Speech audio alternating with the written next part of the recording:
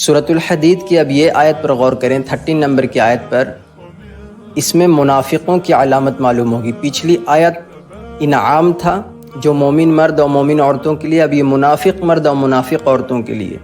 اور اس آیت میں کلیئر کر دیا گیا کہ منافق مسلمان ہی ہوتے ہیں، کافر تو بالکل کافر ہوتے ہیں، لیکن منافق مسلمان ہوتے ہیں جو مسلمان کے اندر ہی رہتے ہیں، موجود رہتے ہیں، لیکن اللہ ان کو منافق جانتا ہے۔ ہم سب تو اس کو مسلمان ہی جانیں گے، لیکن آخرت میں معلوم چلے گا کہ کون منافق ہے اور کون مومن ہے، جیسا کہ اس آیت میں اللہ تعالیٰ فرما رہے ہیں۔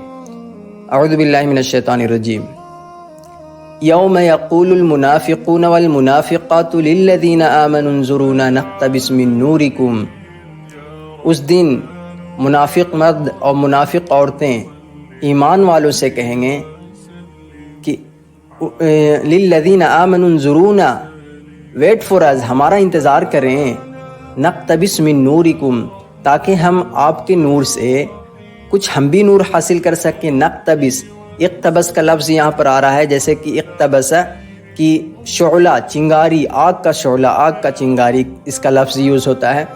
تو نقتبس کا لفظ یعنی تمہاری چنگاری بھر بھی ہم جو تمہارے پاس نور ہے، ہمیں چنگاری بھر بھی دے دو تاکہ ہم اس سے فائدہ حاصل کر سکیں، ہم بھی تمہارے ساتھ چل سکیں۔ جیسے وہاں پہ گھپ گھپ اندھیرا ہے، دم گھور اندھیرا۔ اب وہاں پر منافق جو مومن مرد اور مومن عورتیں ہیں، جنہوں نے اللہ کے راہ میں اپنا جان، اپنا نفس، ہر کچھ قربان کیا، انہوں نے کچھ نہیں دیکھا، انہوں نے جو کلی اطاعت کی اللہ کے رسول کی صلی اللہ علیہ وآلہ وسلم، تو اللہ ان کو مومن کہتا ہے، اور مومنوں کو اللہ نور عطا کرے گا۔ جو بھلائی اور نیکی کا کام کیے، انہوں نے اللہ پر یقین رکھ کے، تو ان کو اللہ وہ عطا کرے گا۔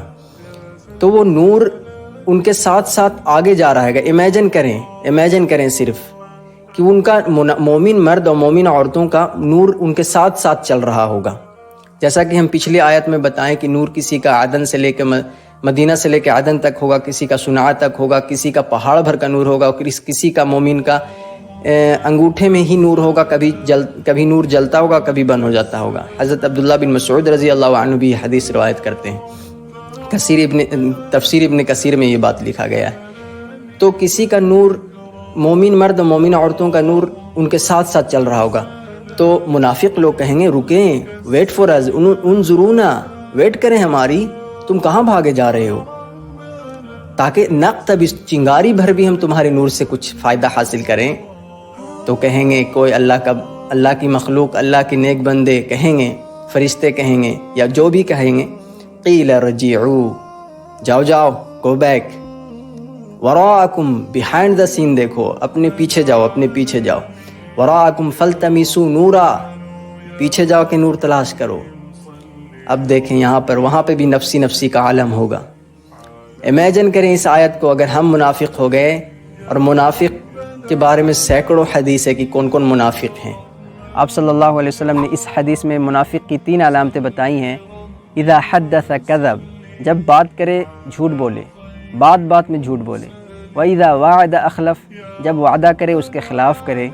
واذا اؤتمن خان، اور جب اسے امین بنایا جائے تو اس میں خیانت کرے، یعنی امانت میں خیانت کرے۔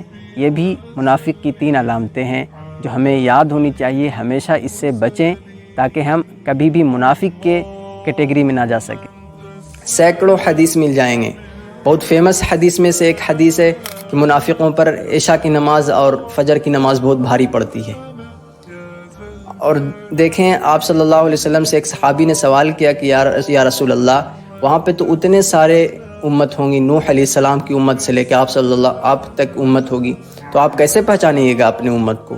تو آپ صلی اللہ علیہ وسلم کی بہت ساری باتیں ہیں، جس میں ایک یہ بھی ہے کہ اپنی امت کو میں ان کے وضو سے پہچانیں گے، ان کا چہرہ چمکتا ہوگا وضو سے، اور ان کے اعمال داہنے ہاتھ میں دیا جائے گا، رائٹ ہینڈ میں۔ تو یہ سارے چیزیں ہیں۔ تو وہاں پہ بھی کتنا نفسی کا عالم ہوگا۔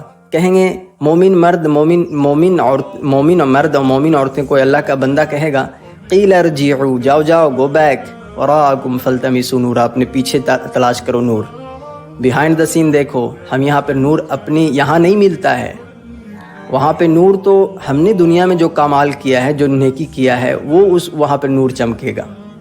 تو وہاں پہ یہی حال ہوگا، کتنا نفسی نفسی کا عالم ہوگا. یہ امیجن کریں صرف.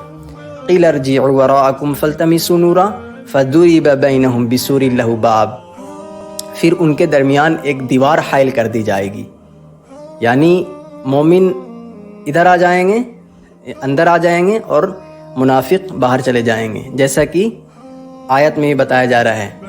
فضرب بینہم بسور لہ باب باطنہ فیہ الرحمہ، ایک دروازے کے اندر رحمت ہوگی، وظاہرہ من قبلہ العذاب، اور دوسرے دروازے کے باہر عذاب ہوگا.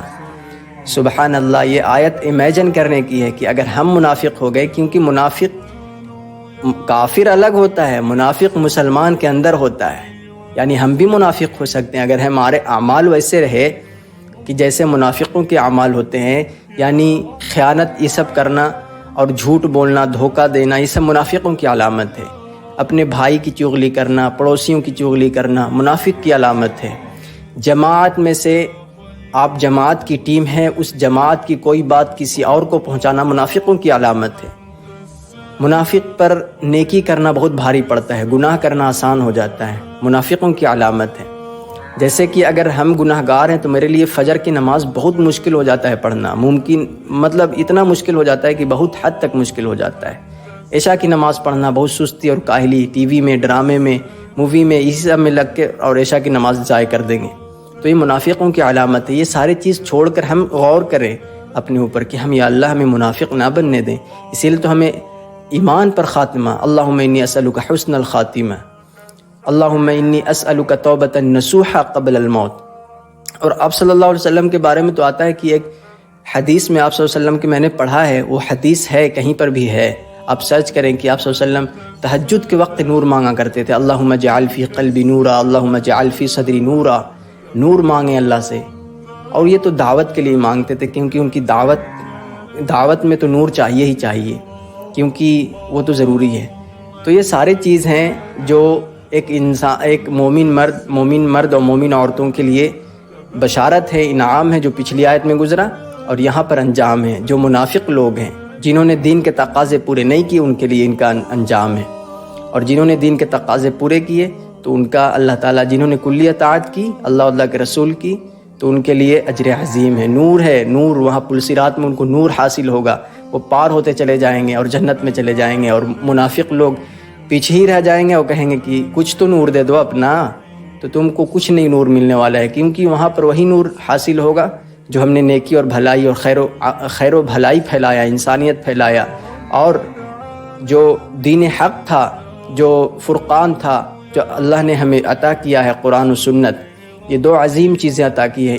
یہی چیز ہے جو ہم نے امید لگا کر اس کو پھیلانے کی کوشش کیا، ایمان لایا تو ہم نے اس کو پھیلایا.